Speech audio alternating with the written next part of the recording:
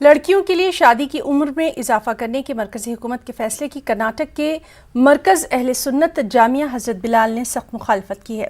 جامعہ حضرت بلال کے محتمم مولانا ذوالفقار علی رضا نوری نے کہا کہ شادی کے لیے لڑکے کی عمر 21 سال اور لڑکی کی عمر 18 سال کا موجودہ قانون ہی مناسب ہے۔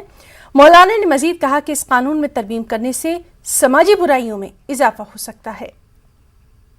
17 سال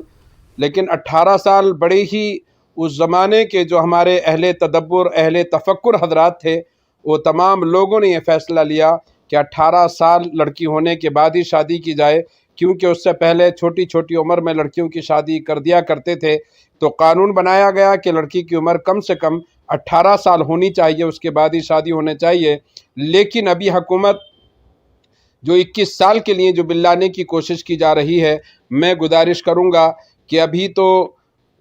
لوگ بہت آگے بڑھ چکے ہیں۔ ابھی 21 سال کا انتظار کرنا، ایک انسان، ایک باپ، ایک ماں جب بچی گھر میں پیدا ہوتی ہے تو اس کی فکر رہتی ہے کہ میں جتنا جلدی ہو سکے اپنی بیٹی کی شادی کروں، تو ایک باپ کو 21 سال کا انتظار کرنا میرے اعتبار سے صحیح نہیں ہوگا، بلکہ جو 18 سال ہیں وہ بہتر ہیں، اس سے زیادہ